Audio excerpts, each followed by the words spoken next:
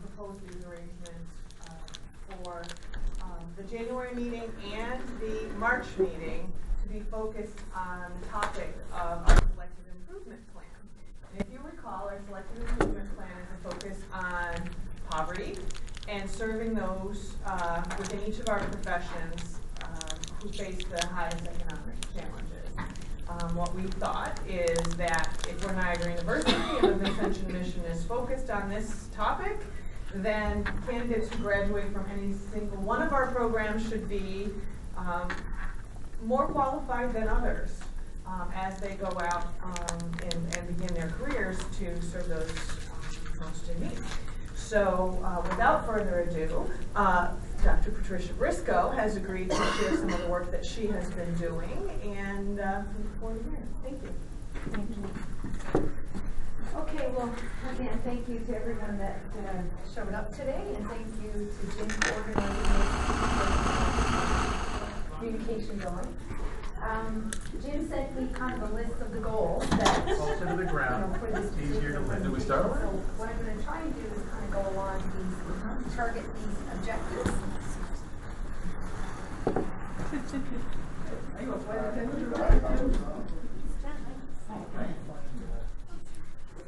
I'll just get in. Okay, stop. We're being taped right now. Sorry.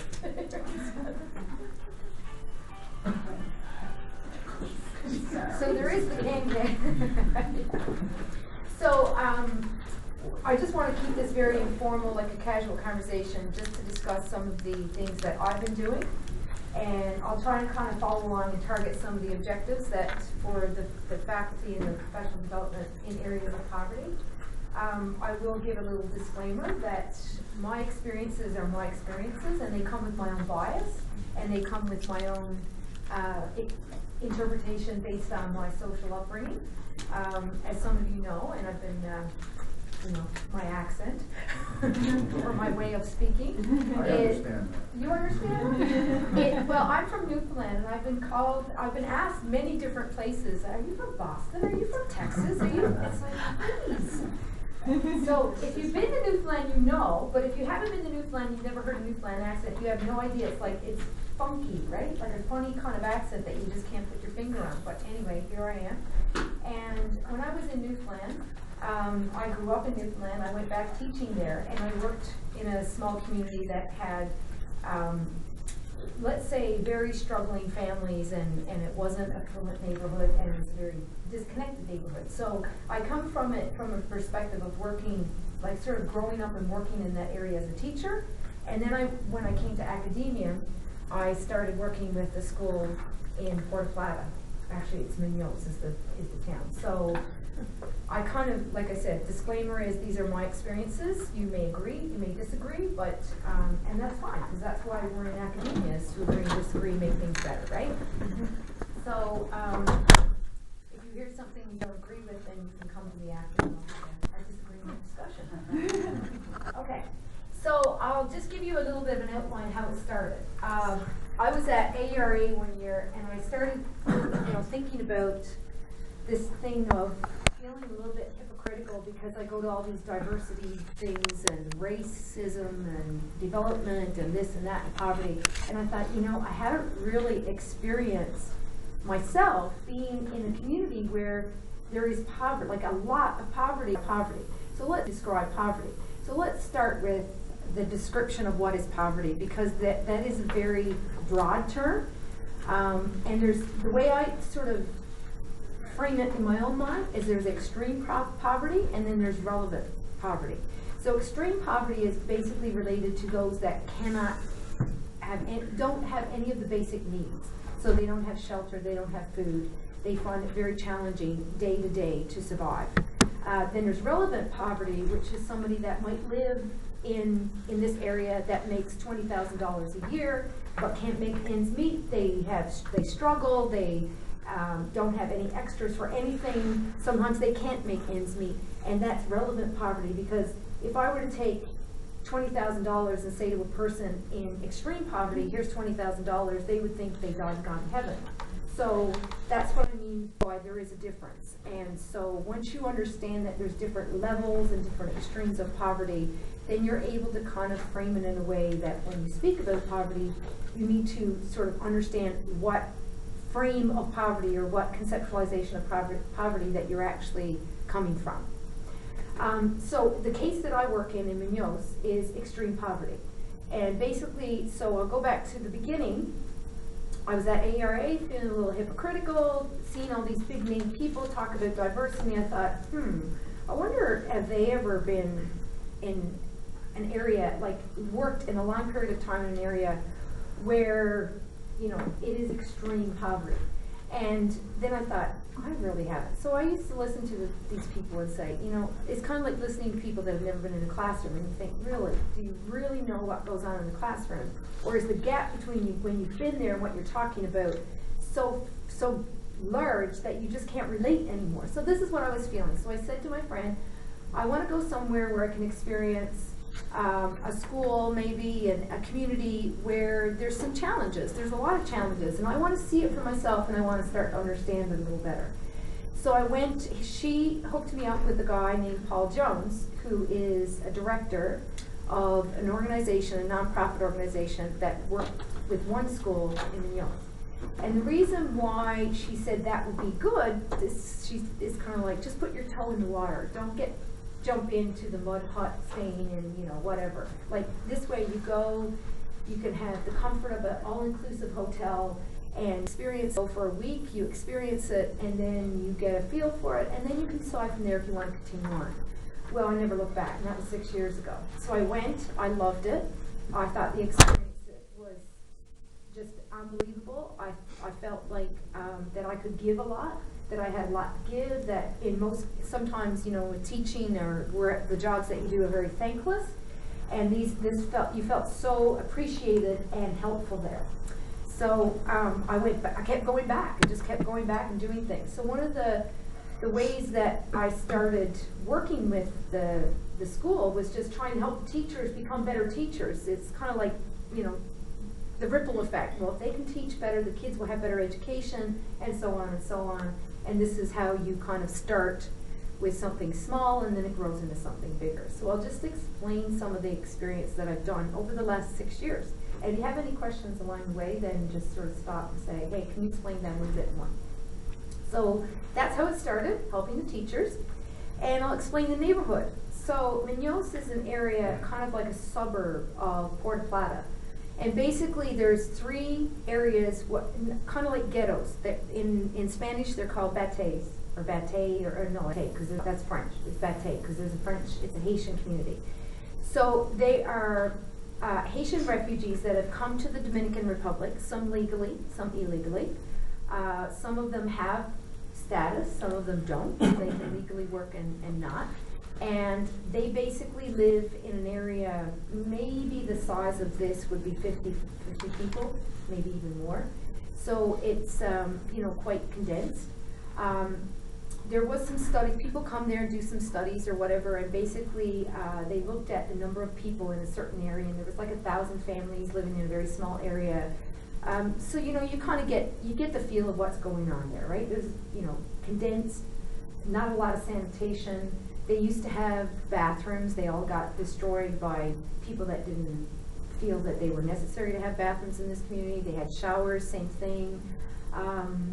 Most of them don't have toilets in their house. Their toilet is the field. And so it's like, you know, you can understand what they're coming from, or the place that they live. So the students that go to our school are pretty much the Haitian refugee students. Again, some of them have status, some of them don't. And that's kind of a long historical point that, you know, I don't really need to get into all the details now, but the point of knowing the history is knowing where it all started and how it became of what it is today. So I just started working with the teachers, teaching them, and then we started doing some, really focusing on what is learning and what is education. And that was that was like a 3-year process, what is learning, because the perception was, well, I taught it. Yeah, but they didn't learn anything. So what does that mean? And I had to kind of deconstruct out of their head that just because you're educated doesn't mean that you're going to get yourself out of poverty. Because people that say, you know, education is key to success, that depends on what education you're talking about. Because reading and writing is not the key to success in a neighborhood where you have no legal status and you can't work. So there's all these kind of layers that you need to dig through and deconstruct and really look at in order to help these people that are living in this situation. Okay, so then it started, after going there and working with the people, I started going into the community. One of the things that was advantageous to me, Paul had been working in the school for almost 10 years before I arrived. So he was like a rock star in the community. And I went with him, and it was like I was immediately embraced under the same values that he stands for in the community because I was his friend. So we went together, we visited families of the school, we talked to people, and every opportunity we're in the community and they see us. So I'll back up a little bit for that a little later about how I had to position myself and the struggles that I had with that, being a white person and a female in a community where you're looked upon as a gringo and very privileged. So I kind of had to work with that a little bit too. So then we moved schools and made a bigger school, and my first agenda was, okay, if education is going to be the key to breaking generational poverty, then we need to get kids in here younger. Because my idea was the younger you start them, the better, because at 6 years old, they have to go to the Dominican school because they have to get registered with a number. And if you don't get in at kindergarten, you're done. So you can imagine how parents feel about my kids, they don't have a number. Because they don't have a number, and because the schools are so populated, you cannot get in the school if you don't start at kindergarten. So I thought, best case scenario, we start them at 3, they get 3 years at our school, they're pumped, they're ready to go, they're entering kindergarten with a solid foundation to education, which is the best opportunity we can give them. So that's kind of how I'm working towards that kind of mindset right now. So if they start with a good foundation, once they get in the Dominican school, they're one step ahead of everybody else. Actually, they're more than that. They're about 20 steps ahead of everybody else. Because most kids in the Dominican, there's no preschool. So if you get educated prior to going to school, you're well above everybody else. Which is a very, it's kind of like the trend of getting, I know in different places they don't do preschool, but in this situation it works, and it works well. So usually in the Dominican school there's grade 1 classes of 45 to 50 kids. So if you don't know what you're doing, and you're a student that's struggling, you're lost. And if you're lost in grade 1, when you move to grade 2 and there's 50 kids, you're lost. And so we see many students coming out of Dominican school that can't read and write and they've graduated. So we don't want that for our students, so we make them the best they can at our school. So anyway, that's kind of the agenda that we started with, and then we kind of got a reading agenda to try and in the school make it very specific to you are not leaving the school until you can read. So, and we're very adamant about that. And the other part that I had to really work with with the teachers, is how to assess learning and what it means to learn and what it looks like. Because a lot of them think that if you can just repeat back what I said, then obviously you've learned it. So that is kind of like working with that. So once I kind of got the school going in a direction that I thought was a good direction, I started with the community. So I started doing some research about leadership in this community, and what is leadership, what does it look like, and I came from a standpoint that people need help from their own in order to move themselves into a new direction or a better direction than what they are now. So I started doing some research with what I would say my target person, and said who was very influential or very highly respected in the neighborhood. And I went to him and said, okay, I need you to recommend 8 or 9 people to me that I can talk to who you think are making a life for themselves out of a lot of desperate situation here, that they're actually surviving and they're doing well. And so he recommended 9 people, and I interviewed them and talked about leadership.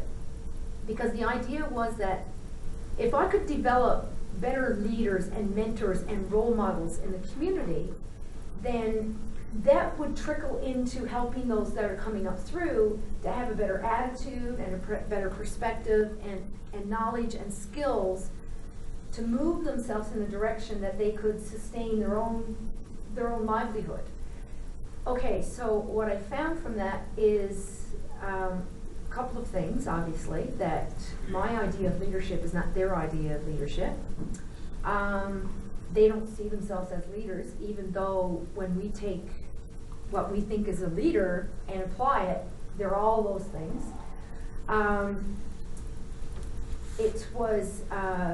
It was kind of a struggle to even get them to talk about what they did, like as a leader, to help other people. Helping other people was not a problem. It was helping other people in a way to make progress in their life. That was the problem they had talking about, or how they saw themselves in that role. They really didn't see themselves as leaders. They're just helpers like everybody else. So that made me step back and go, okay, so here I am taking what I think is leadership and trying to get them to acknowledge it. They don't want to acknowledge it, so it's a whole different concept of leadership. And so then the next year I decided, okay, I need to investigate this a little bit more and talk to people, other people in the community, like other women, other men, and that's the other thing. Women seem to come more than men, because men are the ones that would be out working, and women are the ones that are in the community. So I kind of tried to get more men involved, and it was like, oh my gosh, wow, it was hard to do that. So the women would come and they would I would ask them like the simple question. So if you could do one thing that you think, if you could advise one person, like this is what we need in our community, what would it be? What would you think would make your community better? Don't know. So I sat with my translator and said, okay, let's ask it a different way. And so I'd say, okay, what can we do if there was anything that if someone were coming in and you wanted to give them advice of what to do in your community to make it better, to help everybody, what would you do? Don't know. And I kept thinking, how could you not know what would make your community better?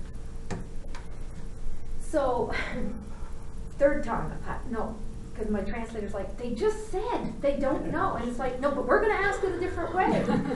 And so I asked again. It's like, so I said, well, give an example. And he said, well, how about bathrooms? Oh, yeah, that would be good. But it was sort of like, what about skill sets or anything? Don't know.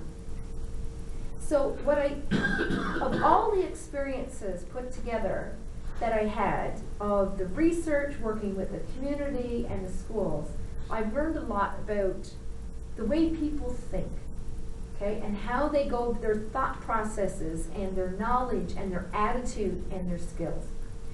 So I come at poverty in those types of looking at how can I get to know these people better, to understand what they need.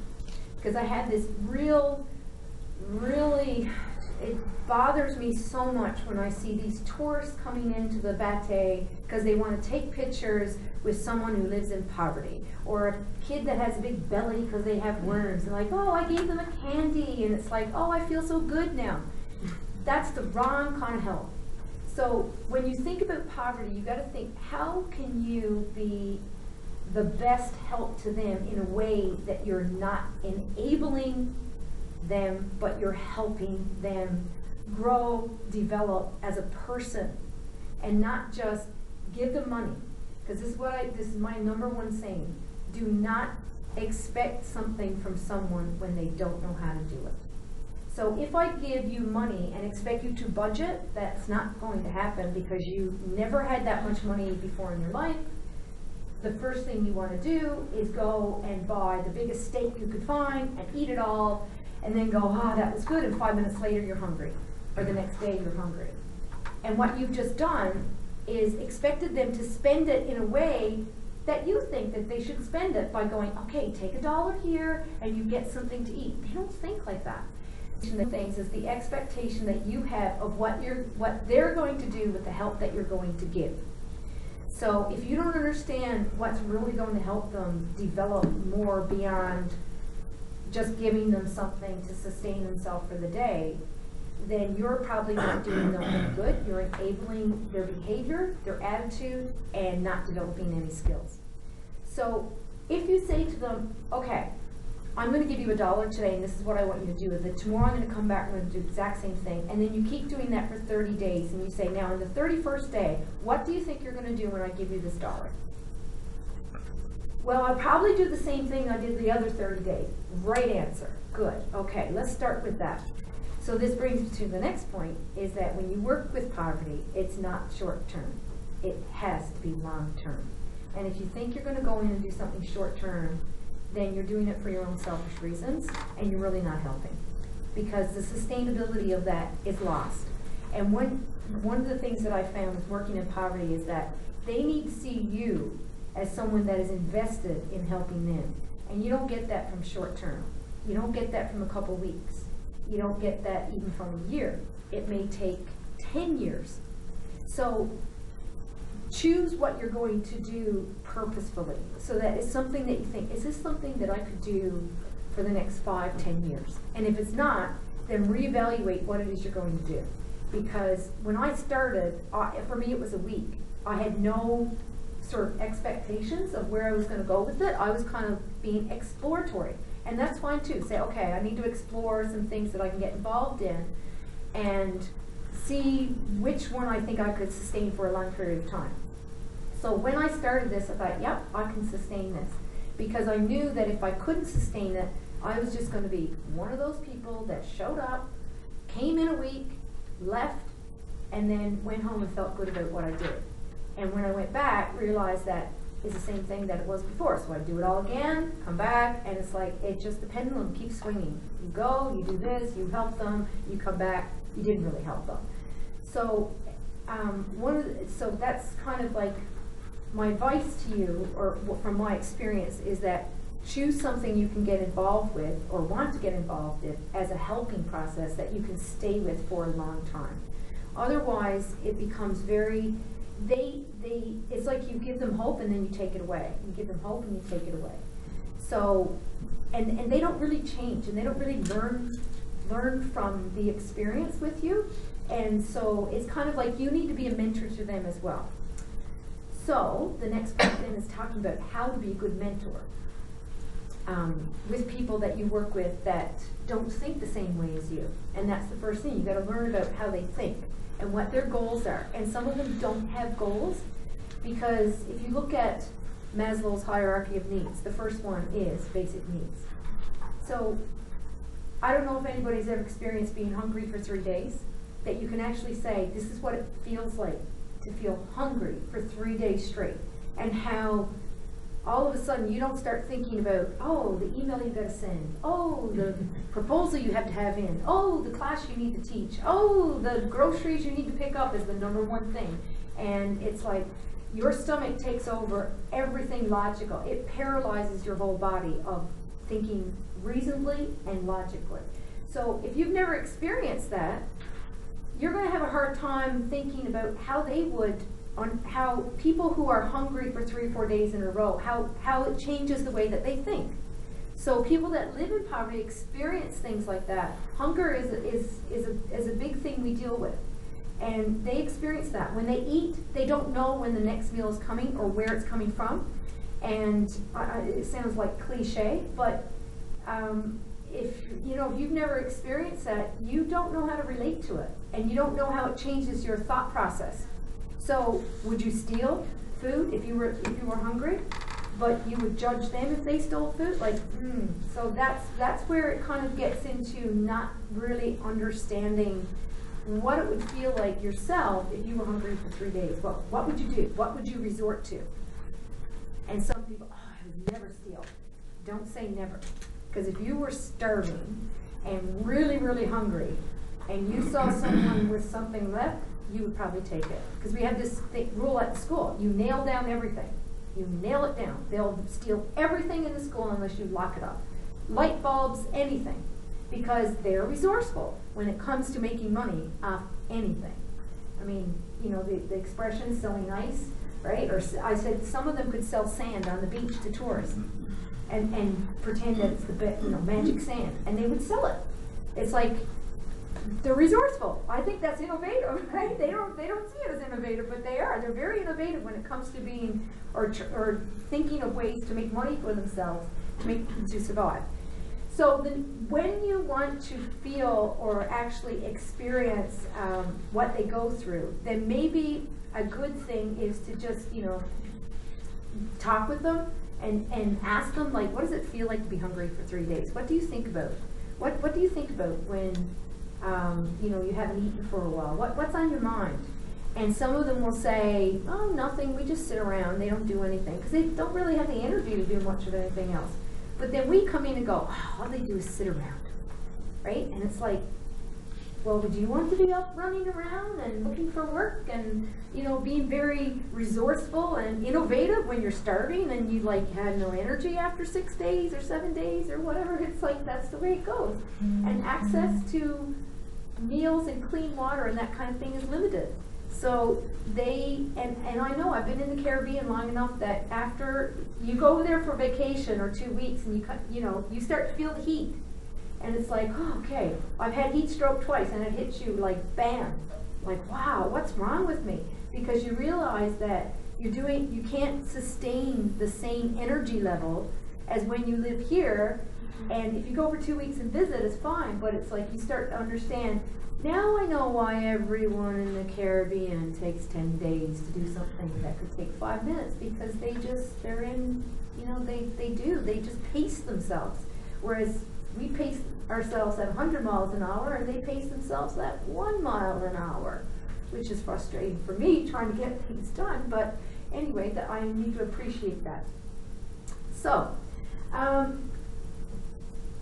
one of the points that Jim had asked me to, or highlighted for me, was to think about research-based theories for helping people move out of poverty. And obviously, I can tell you a little bit of experience about working with the Haitian community and the situation. So it's situational, yes, because they're living in a country where the government is corrupt. So here, if you have a policy in place, you know that more than likely when you go and you go through the process, even if you don't have the social capital, then you can, the system is in place to help you with that. There, that's not the way it is. The system is in place, but it just does whatever. Example. I'll give you an example. If a Haitian had legal papers that they needed to have stamped for immigration purposes to be able to work, so they finally got the birth certificate after paying a lot of money for it and going back and forth to Haiti 3 or 4 times, they finally have this birth certificate and they're like crazy, because they're going to go and get their immigration or naturalization papers. And the person at the counter will say, oh, these aren't the right papers. You need to go to wicket B, because you're now at A. So you go to B. Guess what B says? Go back to A. No, you need to go C. Yeah. And then C will say, oh no, you need to go to A. And then you go back to A after 6 hours lining up, and A will say, well, if you have 1,000 pesos, I'll stamp it for you. And you know that they don't, because you have no money. So you know you don't have 1,000 pesos. So it's like, so you take your paper and you leave. And then it's like, okay, well, I'll try again a little later. So the thing is, it's a situational, so that everything that happens is very contextualized in that area. And the thing was, the other thing is the system. So that's one of the things that's not included here, is the system thinking and the system theory. Because everything that happens at the upper level affects everything down through. And usually the solution to any problem with poverty doesn't happen within the ground, it happens at the top levels. So you got to know what each level of the system, how it's working for and against. And is it working for when they say it is working for, and is it working against when it's supposed to be working for? So if you don't know how how what you're doing sort of goes up through the channels and how it's working for you, then you're going to do things that are counterproductive. And I'll give you an example. So my experience has obviously come from the Dominican, so they had a naturalization law. And what the objective of it was very good, because what happened was people that were in the Dominican with illegal status, but were living there and born there, could actually get status. So, but it was a process. So the idea was, all these years that they didn't have naturalization policies, now they had this opportunity for all citizens in the Dominican Republic to be legal citizens. Because before, there's your opportunity, because before it was never there. So what this did was cause a ripple effect in the school system. Because then they came in, the next thing was, well, you had your chance to be naturalized, now you're not, so goodbye. So then it was, if you don't have papers, you can't get educated. Whereas before, they were taking students into the classes that were Haitian refugee students, but now they gave them this opportunity of a year, year and a half to get naturalization papers, and if they don't have them, you can't go.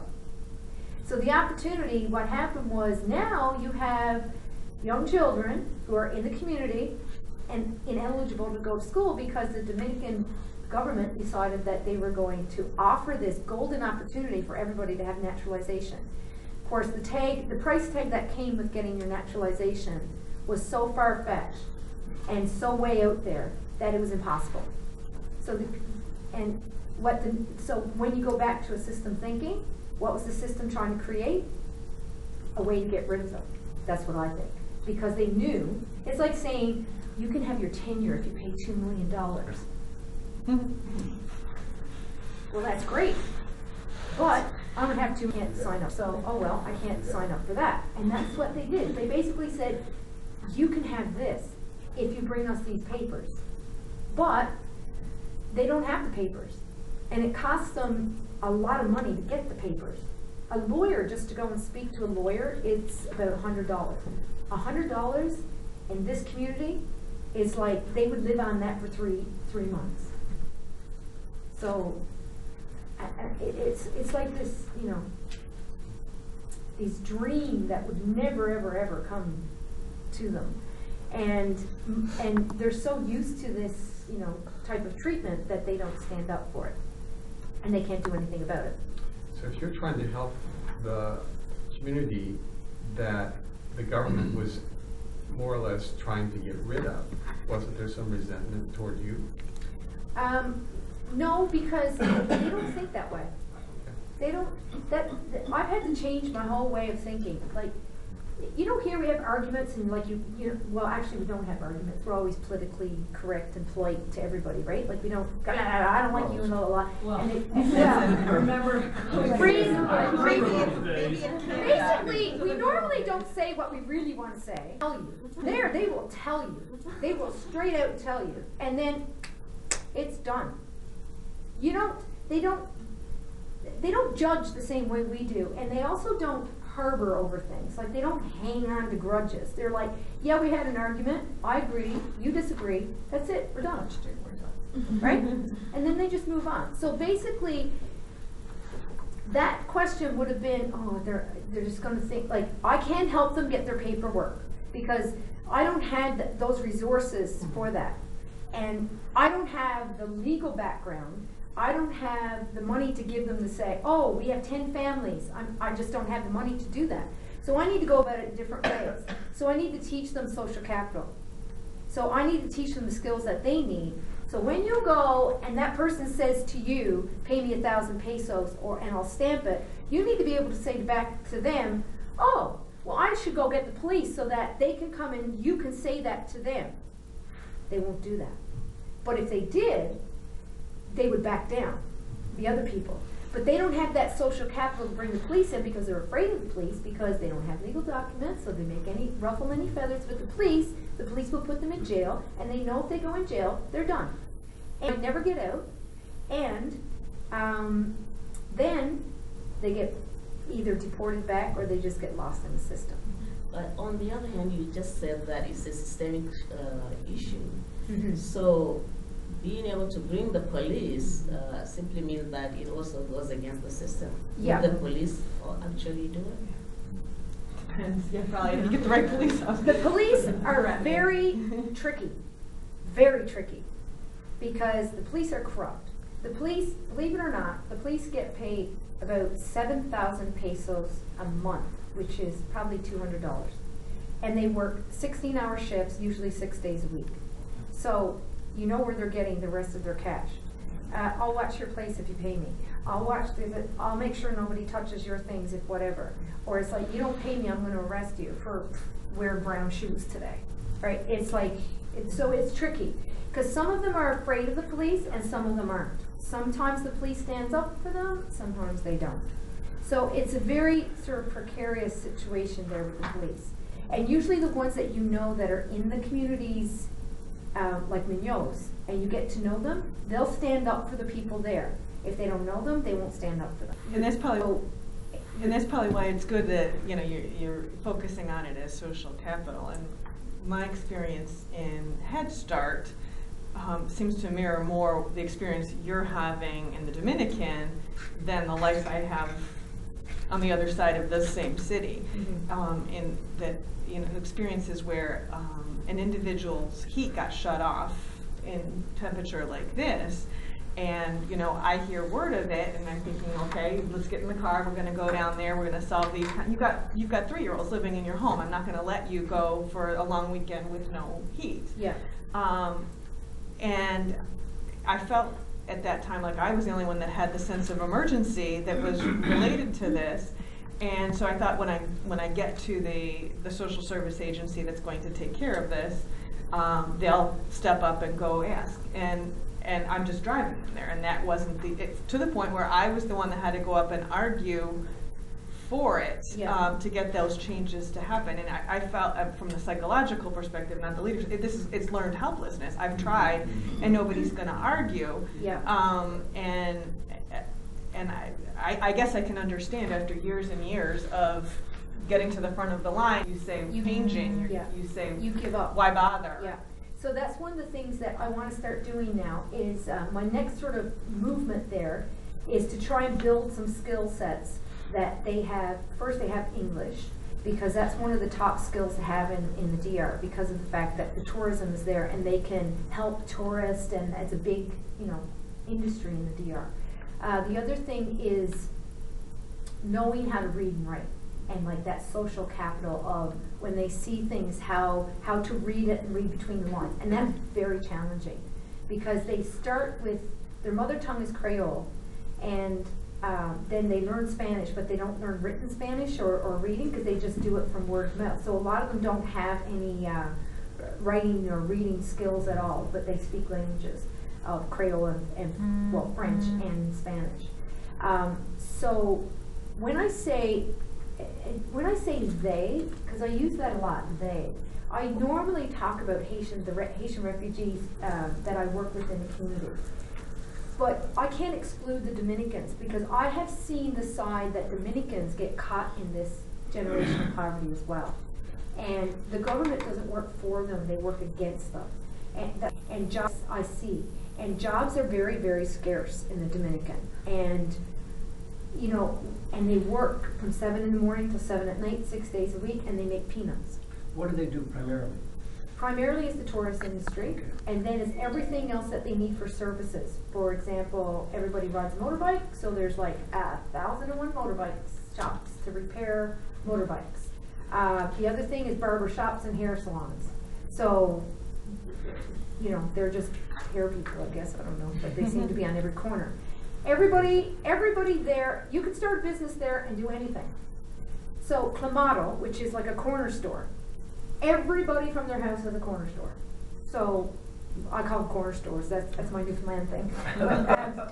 But everybody has a little Clamato out of their house because they sell whatever, and you can sell whatever. So where I live, there's a fruit lady that comes by every day, and she sells fruit, and they're very resourceful about making money. And that's kind of what I want to kind of harness a little bit of. Look, Why is it that you see you're very resourceful and got ways of getting money, but other people don't have that same initiative or drive? Or how could you mentor somebody to do the same kind of things you're doing to help themselves rather than just because it creates it creates a learned helplessness, and it creates a very poor attitude. Probably the biggest thing in the DR that people aspire to is finding themselves a gringo so that, wow, somebody can take care of me. Yeah, which is sad, isn't it? And then the girls resort to the, prostitution, because prostitution is easy. And when you have got nothing else, then that's the only thing you have, and you use it. So, just to kind of connect it with some of my experiences, actually, we are working with a group of women, and increasingly in different communities. One thing that you mentioned in terms of not having those skills in terms of literacy, and many of these populations typically are illiterate, but how do you see your effort towards harnessing those energies to really, regardless of whether they're illiterate or not, to take them to that social, or I can say action approach? Yeah. To them really understand their own context and how they can use that social factor, because this is possible regardless of whether you can read or write. I know, that's the other thing. This is where I start to question whether or not reading and writing is really that important anymore. And it's like, so I can read and write, big deal. I don't have any legal status to work, so now what, right? So, how can I apply for a job? I don't need to, I can't. So I don't need to read the application form because I can't get a job anyway. So I like to think that that's one of the other things that I kind of tap into is that I'm going to defend this with Romeo Dallaire. If you don't know him, it's the guy, the general in Rwanda. And I went to a conference, and the last words he said was that if we want to change the world and make it a better place, then women, look to women. And that's one of the things that I realized in this community is that women have more strength for change than the men. Now that might sound very feminist, but they do. In this particular community, they have the power to change that community. They are more influential than the men. The men are looked at as the breadwinners, and the women are looked at for the people that take care of the community, the kids, the stores, the this, the that. They are the ones. So I think what I'd like to do, I have a group that I want to work with to see, because I think they're stronger in numbers there, because they can feed off each other, and they can really lean and support each other. So I'd like to think that they can come up with innovative ideas for businesses. So regardless if they can read or write, if I can teach them how to count money or use a calculator, they'll be set. Another thing you could also do is simply building up this program, literacy program, which will be within their own mother tongue or L1. Yeah. And you can bring people who can mentor them for that. Yes. You do that. So this is the kind of route that I'm going now, is trying to get this idea connection with the school, the community, where we want adult classes, we want to have adult English classes, and the other thing is, and I just had this conversation with our director, Stephanie, who is working at her school, she's a part of the community. And I said, I want to change it so that those parents that never show up, and those parents that are saying, why aren't you involved in your kids' education? Because there's a thing there that if you have a holiday on Monday, you just take the whole week off. Like what? What do you mean? Well, Monday's a holiday, so you don't go to school Tuesday because no one shows up. And then it's Wednesday, well, you might as well just take Thursday, Friday off. I mean, I kind of like that thinking, but it's like, hey, sign me up for that. But that tends to be a challenge. I'm wondering how your work there has impacted, the work you do in teacher preparation and in leadership preparation from a cultural perspective. In that, you were talking about, you're trying to find these pieces of what your perspective of leadership theory would have, and you're not Right. seeing that. So how do you take what you see as a different leadership model and say, well, maybe our leaders Yeah. need to understand that too? So that's one of my points Oh, here, is good. getting how to transfer some of this knowledge into things that we do like day to day in our classrooms. And that's exactly it. And what I find is that I'm always pushing it in the questions that I ask. So, for example, so you say that they're your authentic leader. What really does that mean, and how would this play out in this type of situation? So one of the things that I've done in my courses is always have like this self-reflection piece. But it's to a point where it's like, okay, what did you unlearn about some of the things? So you need to ask people that, and they don't understand that. What do you mean, what did I unlearn? In other words, you thought this, now you learned this. So what did you have to unlearn about something? Because you can't keep going and never unlearn, because that's just a combination of simulation and your own cognitive biases are still being implemented in ways that you don't understand. It's not clear yet. So that's a kind of a long-term process, but always pushing that. If you don't know your cognitive biases, then that's the first place to start. So you might have a bias about working with people in poverty and don't know where to start, or you might look at them all and clump them all together into a specific group. Well, that's a bias, because they're not all the same, and they're very different, and everybody's situation of poverty is different. I mean, we have situations where it's the working poverty.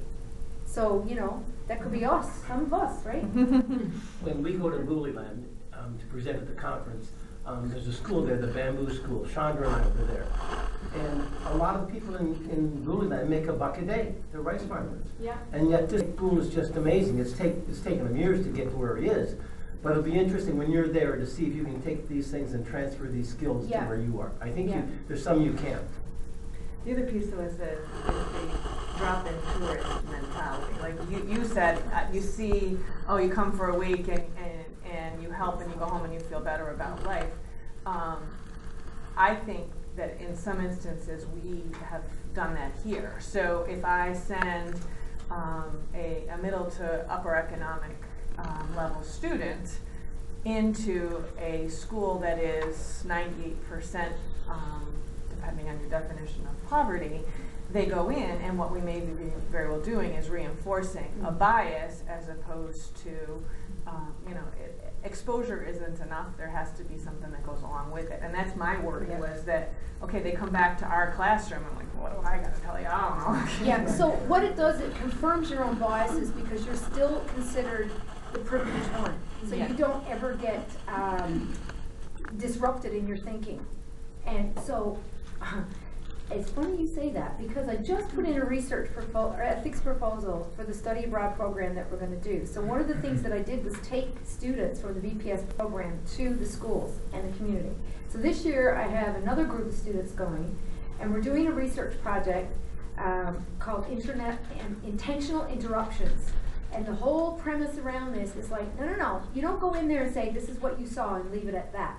Why did you notice those things, and what are you thinking about that? So, because hitting, like slapping kids and punching and kids doing it to kids, not so much teachers, because they kind of, stop that, thank goodness. But corporal punishment is still alive and well in the DR for sure. And, anyway, so you see kids hitting each other. What are you thinking? It's wrong? But that's how they solve problems there. So who are you to say that, giving the kids, it's called pow-pow, so who's to say that a little pow-pow on the hand is not okay? Because you're using your judgment that hitting is not allowed at all and putting it into them, but that's how they deal with things. So who's right here? And that's kind of like you have to think of the fine line of, yes, people need help with things. Yes, you don't not give something because, then it's going to enable them. So how do you know, like, how much to give, how not, what to do with it? Like, those are sort of moral and ethical dilemmas that you're going to have when you try to help people. They all know and they all understand after 6 years of going to that community, don't come and ask me for money, because you're not going to get it. You will get things, you will get advice, You will get a ride here or there, or I'll pay for you to go to the grocery store, but I will not hand over money to you. And I've had to do that in situations where it's been heartbreaking. You know, they'll say, oh, can you give me 2,000 pesos because my child is sick? When really they only need 5, but they're telling me 2,000. And I'm like, no, what do you need? What do you need? What do you need from the pharmacy? And give me the list and I'll go and get it. But I'm not giving you the money. And that's my golden rule. And sometimes, because the minute that I give out $1 to anybody, I will have a lineup. Because they want you to help. And if they see you as the money giver, they will keep coming to you as the money giver. And so that's the kind of reputation that you don't want. So when you do work with people in poverty, wherever the context is, you really need to think about what you're doing, and is it helpful, or is it enabling, or is it developing? Like, how are you really, really helping this person? And if you're only going to enable them, you're not really helping them. If you're going to feed their empty stomach for a meal, but you're not going to show them anything else, that's going to sustain them for one day, and then, you know, you feel good, but they don't the next day. One of the parts of a Common Course assessment, and I don't even know if it's still there anymore, I can't even remember exactly where it was that our students had to identify the assets in the community that could help to solve the problem. So you don't have a computer and you need a computer to do your homework. I don't go buy you a computer, but I have to find out where you could get one and what are the hours for that. Yeah. Yeah. I mean, it's kind of like you let them, you kind of guide them, but you don't just give them. Mm-hmm. So, for example, I have my translator. So he wanted to work with me, and I said, okay, this is the deal. You're going to work with me, and you want a phone. I will buy you a phone, but I'm telling you what phone and how much I'm going to pay for it, because they will go in and they will say, oh, I want the 2,000. I think so. So, I mean, that was our rule, and that's fine. He was fine with that.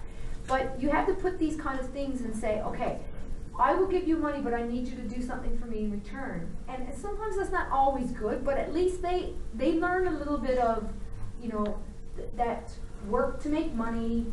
You know, I don't just hand out, you have to do something for me, not all the time, but it's like, let's have a conversation about something, and then I'll make sure that you get a meal for the day. And there's dignity in the exchange too. Yes. I gave you something for that. I earned it as opposed to you giving it. Right. And you may have to make that clear to them, right? So this was a prime example. The other day, I was in the community, not the other day, but whenever, I think it was during Christmas, and I was walking, and I was talking to one of our previous students, and these 3 ladies were sitting around, and these 3 ladies sit there all the time.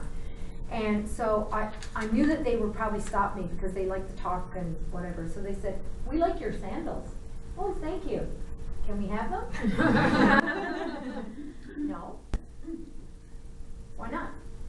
Because they're my sandals and I like them too. If I read between the lines is, you have more, so give us those. And they said, okay, well, and then the other lady said, do you have 25 pesos? No. And she knew I was lying because she knew I had 25 pesos. And I said, no, I don't have 25 pesos to give you. So she's like, oh, okay. So I walked, made 2 steps, and I saw on the ground a peso, which is, it looks like a penny. So I picked it up, and I said, look, here's a peso. Oh, that's nothing. I said, whoa. I said, but if I picked up 25 of these, that would be the 25 pesos that you just asked me for. Dead silence. Because they don't, it's like they're not all, some of them are waiting for the big bag of money to drop in their lap. And they'll keep asking, because when they ask, people give it to them. And, you know, it's like, you could see how it all, the thinking just needs to be sort of changed a little bit. Like, you know what? If 1 of these, and 2 of these, and 3 of these, and the next thing you got 25 pesos. And it's like, so think that way instead of thinking that's nothing, right? Yeah, I wanted to ask you, times closing by, having done similar though different work, one of the understanding that cycle of, at times wondering if, you didn't say this, but I know at times I wonder if I'm really doing anybody besides me any good with work. I mean, How do you combat something like that when you look at all the complexities and all the systems that don't work and sometimes actually end up working the wrong direction and all the social and other needs and such? How do you reframe that and keep yourself going forward and keep yourself feeling hopeful that you're doing something that matters? I think one of the things that inspires me is the resilience that these people have. All the hardships that they've been giving, and they embrace me like I'm part of their family. And, you know, even so much as me just being there gives them hope. So that's the way I kind of look at it. It's like, they look at me as, you know, maybe being able to help them. Maybe yes, maybe no, but I give them a little bit of hope, thinking that I stand up for them when I need to, I talk about them, I, you know, help them, even just have discussions, even just go give them a hug. They like that. And so that kind of, their resilience gives me the hope. And I kind of think of it like the starfish story, where it's like, you know, if I'm trying to reach 100 and I only reach one, that's one. That's one person that, you know, did something because I stepped in and tried to help out. But the other thing I struggle with is that I want to do so much and I'm so limited. And I see where it is, and it's like, oh, I'm all out there and I just can't. You know, writing proposals to get money takes time, as you know. Where to tap into money takes time. And how to distribute it in the most effective way takes time to plan and organize, and it's very time consuming. So. But you also seem to have a perspective of what can I learn from, as opposed to what can I go in and solve that is, you know, how can I solve your problem? Yes. Is how can I learn from you to help you? Yeah. And sometimes it's just bringing their, you know, by asking those questions and finding those results brings it to the mind of the person who's saying it. Yeah. That's, I guess you're going in with a different attitude, Exactly. and so it's not as depressing when you come out. Exactly, and I didn't go in with that.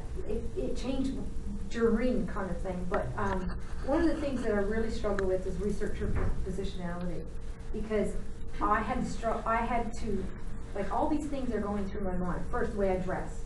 I can't dress too much, I can't dress down, I gotta dress the way they want me to dress, they gotta see me as comfortable, they gotta see me as safe. If I wear too much clothes, jewelry, take it all off. Like, they can't see me as being the savior to them. And then, because then they'll be afraid to talk, or they'll feel intimidated, right? They'll feel intimidated by me. The other thing is the translator that I choose. If they don't see that translator as being trustful, or like, you know, a big mouth, because communities have gossip. I mean, we call it Fox News in Mignon's, and it's like, yeah, Fox News is on Fox News, it gotta be true. And that's our little joke within this community. And my translator was a bit of a dick. So it's like, I gotta get rid of you because you're not helping me, right?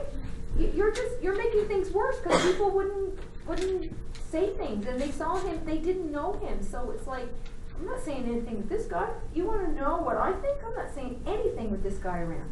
So that took a long time, and they had to see me as not the fly in and fly out, because there's a lot of people that want to do the same thing, that come in, that come out.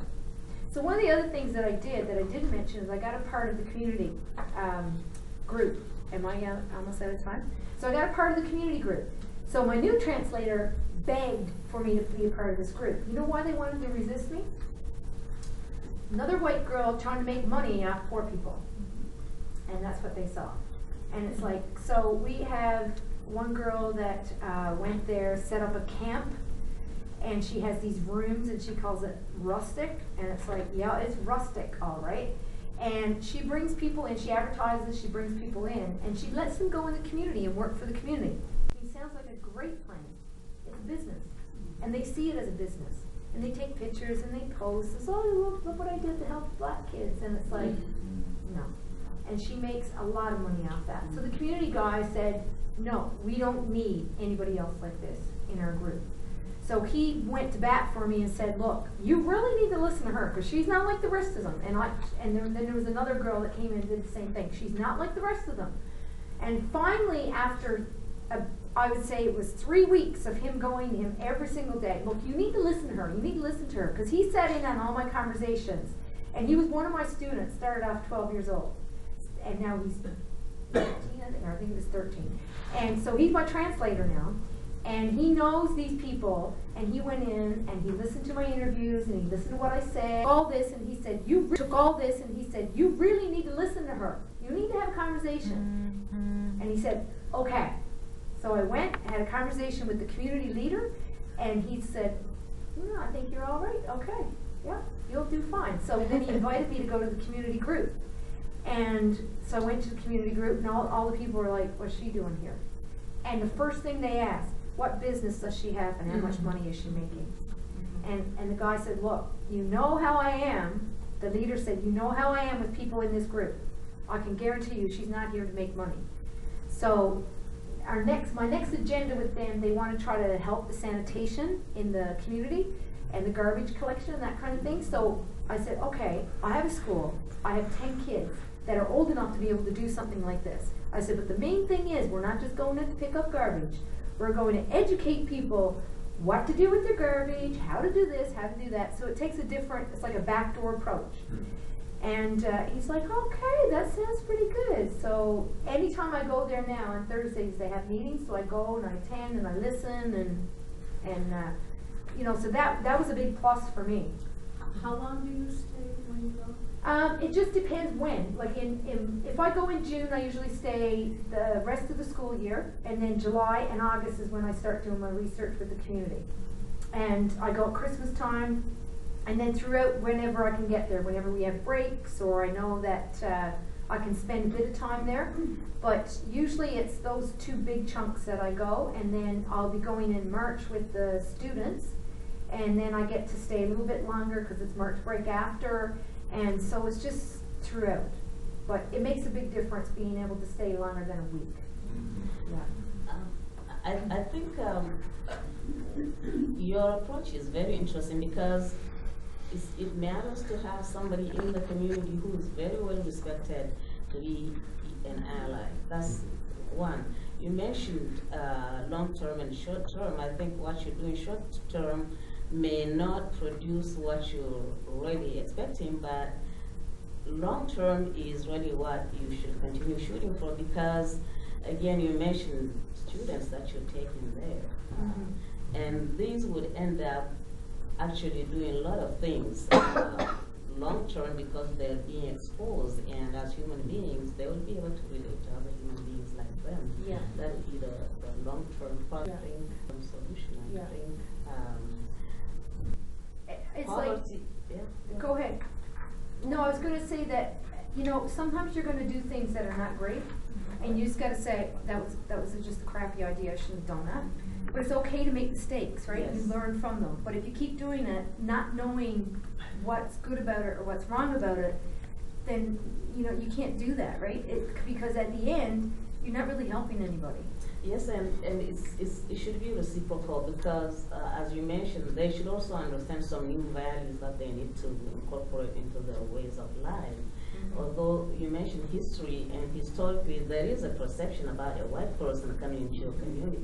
Yes. And positioning yourself so that they change their perspective, even if it's with one white person, it matters. Yeah. Because then it confirms what Yeah, it is. well, then the next time they meet someone, they're like, is it like Patricia, or is it just a normal tourist white person? Yeah. So they're questioning. At least there's an option. There's an option now. I want to thank you. It's 11 o'clock, and I know you have other sessions and committee work to get to, but thank you so much for being the